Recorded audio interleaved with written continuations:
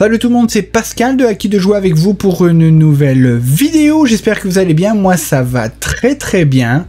Aujourd'hui dans cette vidéo, on va regarder un petit peu plus les nouveautés qui vont accompagner en fait cette nouvelle expansion pour Chronicle of Dronagor Apocalypse. J'ai vraiment hâte de vous montrer ça. Il y a quand même son lot de nouveautés et il y a quand même des mécaniques ou des mécaniques qui sont quand même importantes, celles qui changent, celles qui modifient un peu celles qui ont été faites dans le core game ou dans l'histoire de base. Donc on va regarder ça ensemble. Je vais utiliser la caméra que vous voyez ici pour plonger sous la table qui est là et on va regarder un petit peu ça pour pouvoir vous montrer quelques éléments et vous expliquer avec ma compréhension et le mieux possible les mécaniques qui sont oui c'est ça, qui vont être présentes dans cette expansion. Donc on démarre et on se téléporte à la table. C'est parti. Donc voici certains des éléments que l'on va pouvoir regarder en détail. Donc on va commencer par regarder en fait ensemble tous les éléments qui vont pouvoir être ajoutés, des choses qui vont pouvoir être modifiées et qui existaient avant, ou possiblement des choses qui accompagnent ce qui existait avant. Ok.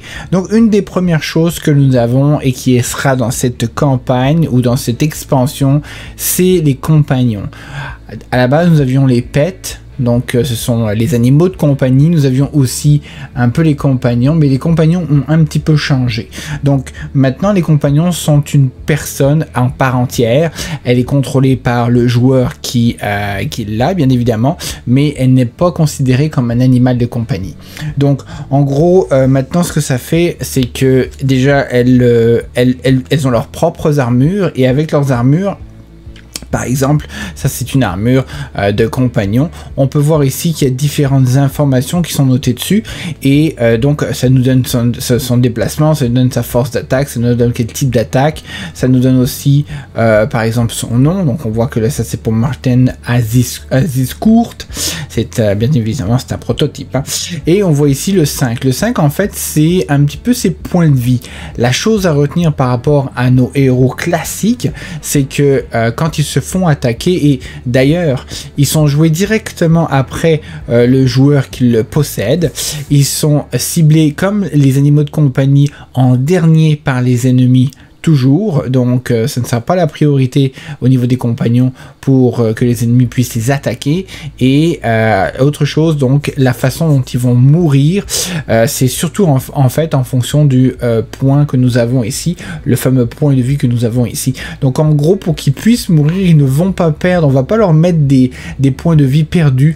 Il faut que l'ennemi puisse faire le nombre égal ou supérieur de dommages qui est écrit ici sur l'armure qu'il porte. Si c'est le cas, le compagnon meurt et dans d'autres cas, le compagnon restera en vie. Il peut bien évidemment prendre des tokens comme du poison, ce genre de choses. C'est à considérer. Il peut aussi se défendre avec des réactions et puis tout ça. Donc voilà. Donc en gros le compagnon a une place plus importante en fait dans cette expansion, et de qui plus est le compagnon va vous suivre aussi plus longtemps. Donc en gros il ne partira seulement que quand vous ferez la phase du camp, et ce qui arrive moins souvent aussi dans l'expansion.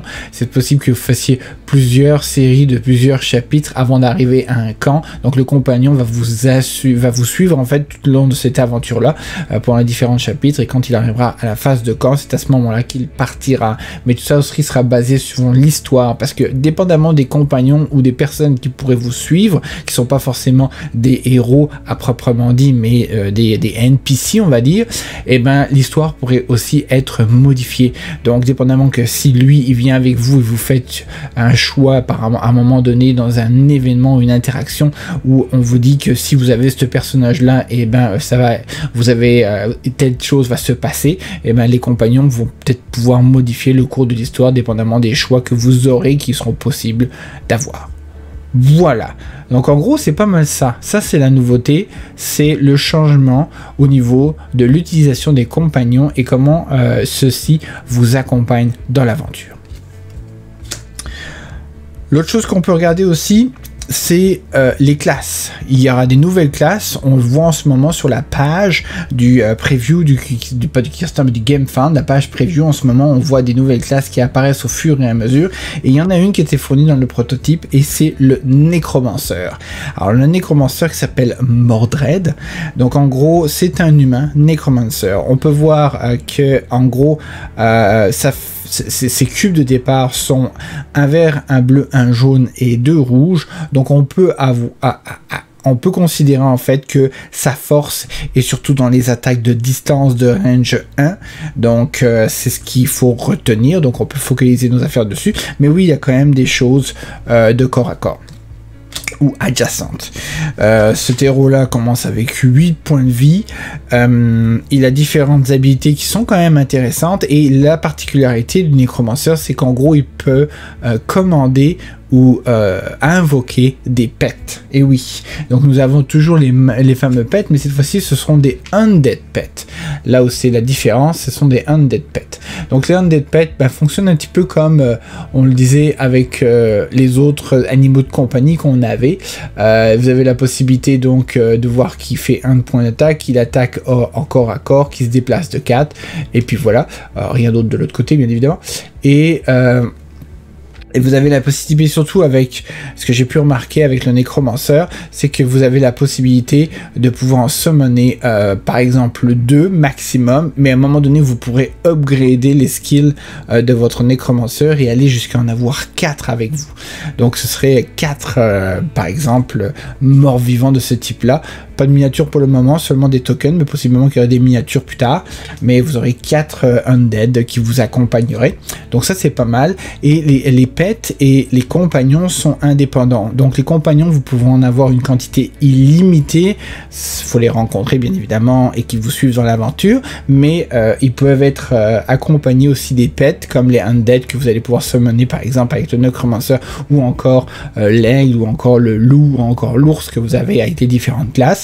Mais ce qui fait que vous pourriez avoir une sacrée armée qui vous accompagne si vous arrivez correctement à jouer votre personnage et votre héros. Je peux trop regarder, mais je vais vous laisser un petit peu. Là, ce que fait, c'est qu'en fait, il gagne un focus et il peut nettoyer un curse, un jeton de curse.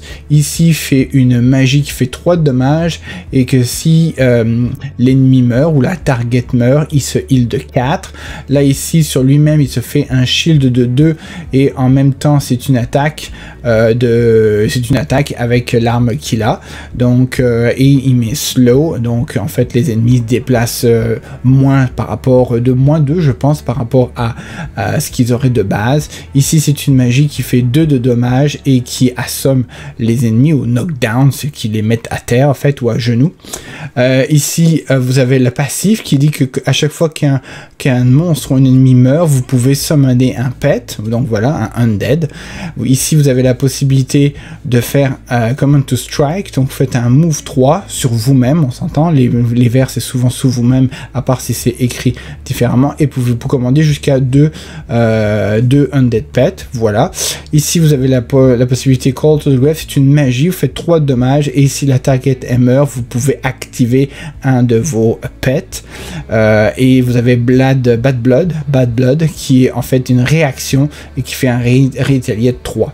La particularité avec lui, c'est que vous avez la possibilité de mettre, comme il dit, vous pouvez avoir jusqu'à 2 pets avec vous, ça c'est écrit ici, mais bien évidemment ça peut changer si vous augmentez vos skills.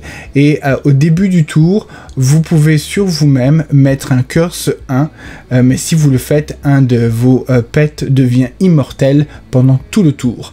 Donc ça, en gros, vous pouvez utiliser, il est même écrit Your Undead Pets, donc si vous en avez plein et vous avez une armée de 4, et vous mettez juste un cube de curse sur votre personnage pour perdre une habilité au début de votre tour de façon décidée, et bien si vous avez votre armée de 4 pets, ils deviennent tous invincibles pendant tout le tour, ce qui fait que ça peut être très très puissant, on s'entend.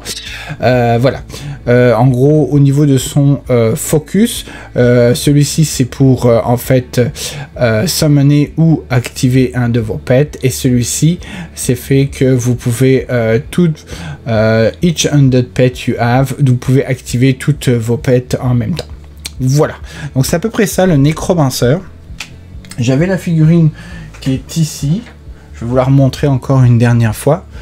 Voilà, la fameuse figurine du nécromanceur. Très jolie. C'est une arme, on dirait qu'elle est très mini, mais finalement c'est une sorte de sceptre. D'après ma compréhension, c'est une arme à distance. Donc voilà, on peut mettre ça là. Autre nouveauté qui est dans cette expansion, c'est l'utilisation du mobilier. Donc maintenant, vous avez la possibilité, j'en ai pas d'exemple ici malheureusement à vous montrer, mais vous avez la possibilité d'utiliser le mobilier. Les mobiliers, ça peut être des tables, des chaises, n'importe quoi qui est dans le décor. Et si vous avez par exemple le pouvoir de télékinésie, envoyer un mobilier sur quelqu'un ou envoyer un ennemi sur un mobilier, ce qui fait qu'il prendra du dommage qu'il ne pourra pas enlever ou contrer, on va dire. Et il se brise. Donc le mobilier n'est plus là une fois qu'il a été détruit parce qu'il a été lancé ou quelqu'un a atterri dessus.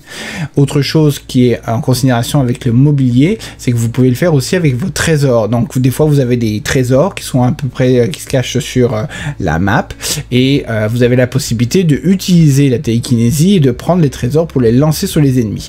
Alors la chose qu'il faut retenir dans ces cas-là quand ça arrive, c'est que votre coffre va être détruit, son contenu le sera aussi, mais la majorité du temps, les trésors, vous devez toujours lancer un dé pour savoir s'il y avait un piège dessus. Donc si je vous lancez votre trésor sur un ennemi, ça va lui faire X nombre de dommages, mais en plus vous devrez lancer le dé pour savoir s'il y avait un piège dessus, et dépendamment du piège, vous rajouterez ce dégât supplémentaire sur l'ennemi en plus du dégât que vous lui aurez fait initialement, lui lançant dans la face. Donc ça peut être intéressant, mais il faut pas oublier que si vous le faites et qu'il y a du contenu à l'intérieur, vous perdez ce trésor.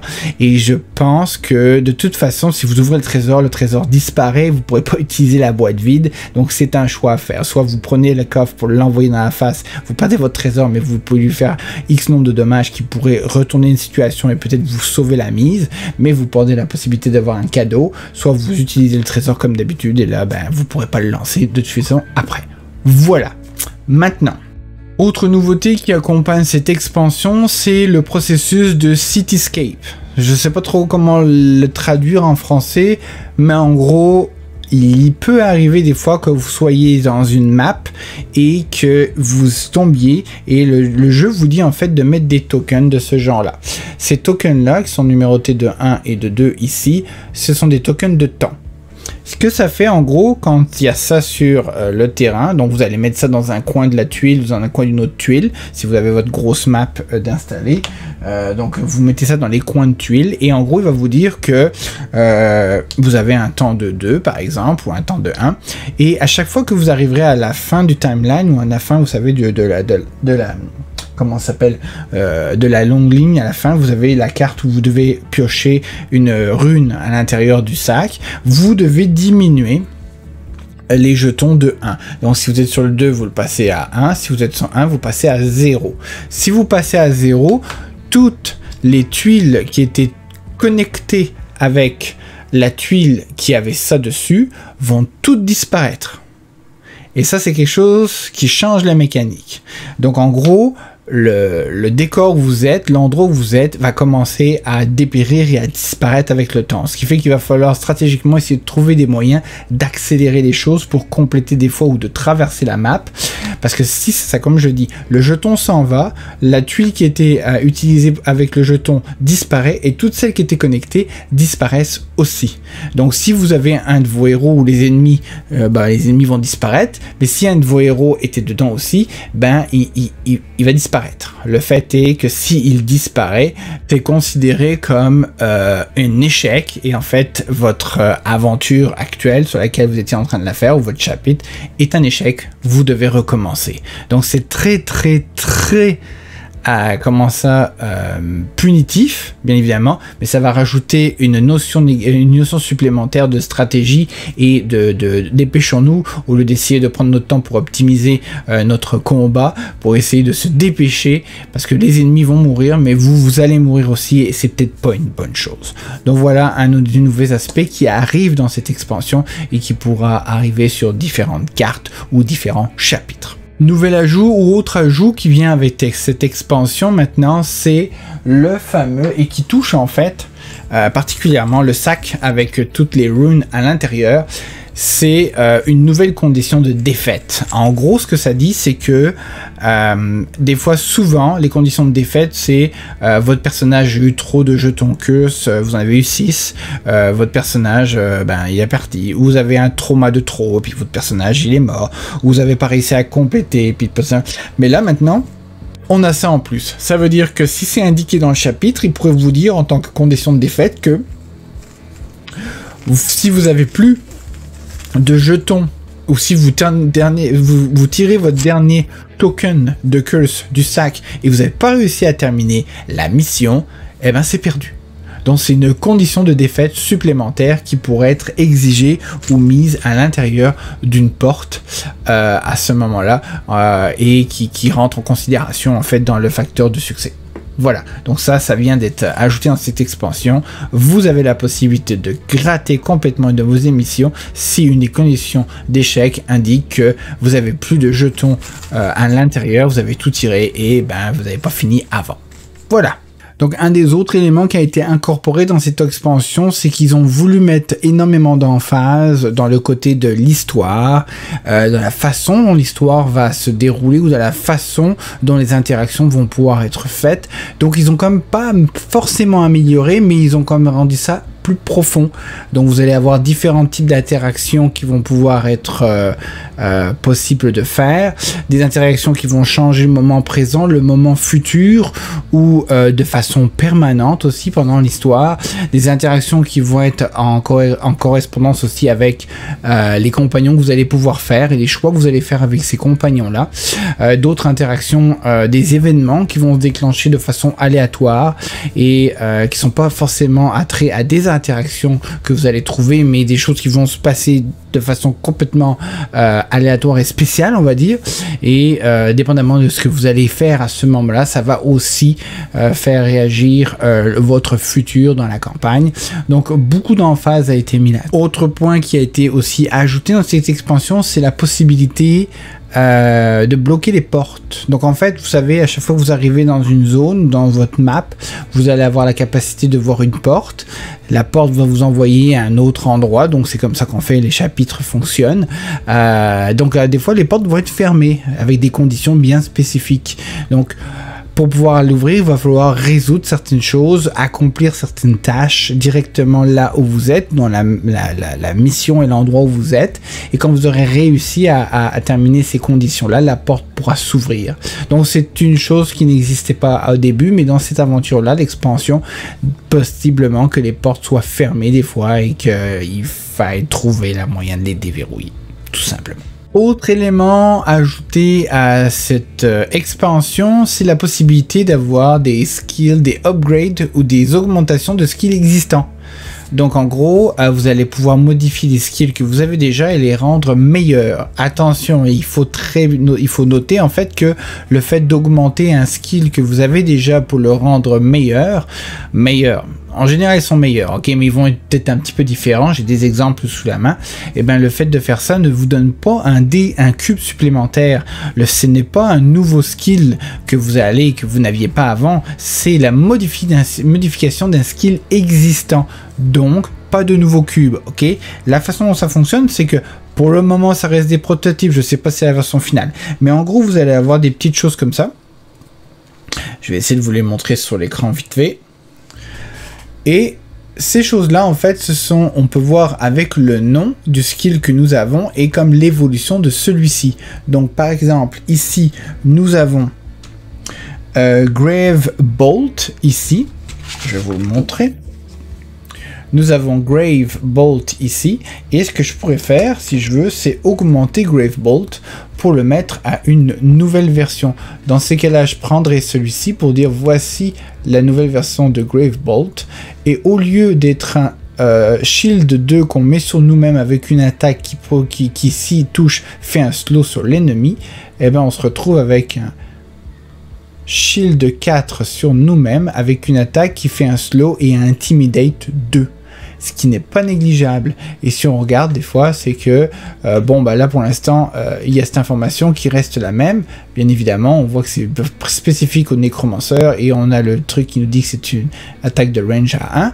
Mais là, ce que j'ai remarqué, c'est pour ça que je dis que c'est un prototype et que c'est pas forcément une version définitive, c'est imaginons qu'on passe avec celui-ci. Alors celui-ci, c'est Call of the Graves, ok? Donc si on regarde Call of the Graves, ici c'est une magie qui dit ça fait 3 dommages et si l'ennemi meurt ou la cible meurt, ça, vous pouvez activer un de vos pets qui est déjà sur le plateau bien évidemment. Et si on prend sa version ici qui est différente, on regarde un petit peu la différence. Call of the Grave, n'importe quand, dès qu'un monstre meurt, vous pouvez assommoner 2 pets. Donc il y a vraiment une différence entre cette version et l'autre. Et le truc, c'est comme il y a écrit whenever, ça veut dire quand, n'importe quand, et bien au lieu d'être du bleu, ma compréhension, c'est que ça se retrouve à être une habilité qui devient passive, donc de manière générale. C'est normal en fait, ça n'a pas besoin d'avoir un cube pour l'activer, elle devient un élément passif qui est permanent en fait, et donc à chaque fois qu'un monstre va mourir, vous pourrez summoner 2 monstres, et ça, c'est quand même assez puissant, mais vous perdez totalement ce qu'il y avait écrit ici. Un autre exemple,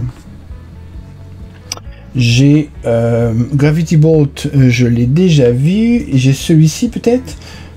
Voilà, on a celui-ci qui est quand même aussi assez puissant. Nous avons ici le Bad Blood, ici, qui est une réaction. Et je ne sais pas si vous avez remarqué... Non, j'ai rien à remarquer, finalement. Vous avez le Bad Blood ici, qui est une réaction qui fait un Retaliate 3. Si je décide de l'augmenter et de le rendre meilleur, je me retrouve avec Bad Blood version 2, qui est toujours une réaction, qui fait un Retaliate 6. Ça fait mal, sincèrement. Et le dernier que je pourrais vous montrer, parce que ça c'est vraiment juste des spécifiques aux nécromanceurs qui sont dans la démo proto, je n'ai pas ceux pour les autres classes malheureusement, j'ai Battle Focus 2, donc on se retrouve avec un Battle Focus ici qui fait un Focus 1 et un nettoyage de 1, et bien, si je prends la nouvelle version ici, je me retrouve avec Focus 2 et un nettoyage de 1. Donc avec celle-ci, j'ai déjà 2 focus que je pourrais mettre ça et que je pourrais directement, avec une action mineure, activer et commander ou commander les pets que j'ai. Tous les pets que j'ai en ma possession. C'est cool, hein? Donc voilà. Donc voilà un petit peu un des nouveaux aspects qui a été ajouté, la possibilité d'upgrader les skills que nous avons déjà. Mais je répète encore, ça n'ajoute pas de cube. Ça fait juste rendre différent ou augmenter généralement de façon plus puissante les skills que nous avons. Voilà.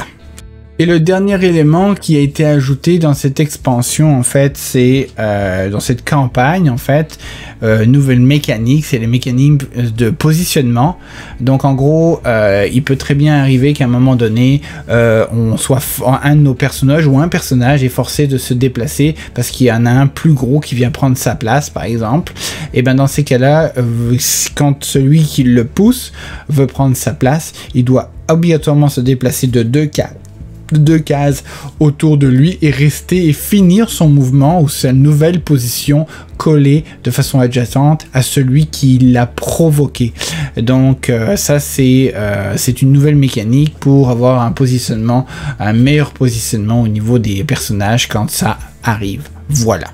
Donc voilà, c'est tout pour cette vidéo. Je pense avoir fait le tour. En fait, j'ai fait le tour de toutes les nouveautés qui accompagneront en fait cette expansion pour ce jeu et qui seront présentes bien évidemment dans la campagne, c'est sûr. Je vois pas pourquoi elles seraient pas présentes. Donc voilà, en espérant que ces mécaniques vous intéressent. Moi, j'en trouve plusieurs très intéressantes. J'ai oublié de parler d'une mécanique. C'est la nouvelle façon de mettre du darkness en gros. La grosse problème que j'ai eu, c'est que je l'ai pas tout à fait saisi. Je suis encore en train de la jouer ou de l'essayer et d'essayer de comprendre comment ça fonctionne. Si d'ici la campagne ça fonctionne, je pourrais vous faire un petit résumé de ça en admettant qu'en fait que ce soit peut-être mentionné. Mais en gros, il y a eu un changement. Oui, les tuiles de darkness se positionnent différemment. Elles peuvent partir souvent des héros niveau directement et pas forcément d'un endroit spécifique où il y a les tokens sur le terrain qui vous dit de le faire. Et ensuite, les positionnements de ces différentes tuiles pourraient changer dépendamment de comment elles sont connectées. Donc voilà, il y a un changement au niveau. Ils appellent ça le Dark Spasm, qui est une mécanique différente et qui va sûrement plus accompagner en fait l'expansion et l'aventure qui est dans l'expansion, parce que c'est un nouveau type de darkness qui est à l'intérieur, mais ne va pas impacter celui du pledge ou du corps de l'histoire principale que vous avez déjà en fait en place avec sa propre mécanique. Mais celle-ci va être différente, je pense. Le darkness est plus présent en fait dans l'expansion avec les cavaliers de l'apocalypse, là où vous allez vous rendre, l'aventure où vous allez vous rendre. Donc ça peut, ils ont décidé de changer un petit peu cette mécanique là pour rendre sûrement le jeu un petit peu plus difficile aussi, donc et plus pénalisant. Donc voilà, donc c'est tout pour cette vidéo. Je l'ai déjà dit, si vous avez aimé ça, que vous savez exactement ce que vous avez à faire, comme d'habitude, faites un pouce, faites un pouce, abonnez-vous et faites la cloche. Je vous laisse avec 2 autres vidéos qui apparaissent sur mon écran qui viennent de ma chaîne. Si vous vous ennuyez, vous n'avez rien à faire, ou tout simplement pour me faire plaisir ou vous faire plaisir en regardant ce que je fais, on se retrouve dans une prochaine vidéo. D'ici là, portez-vous bien, amusez-vous bien, allez, bye bye.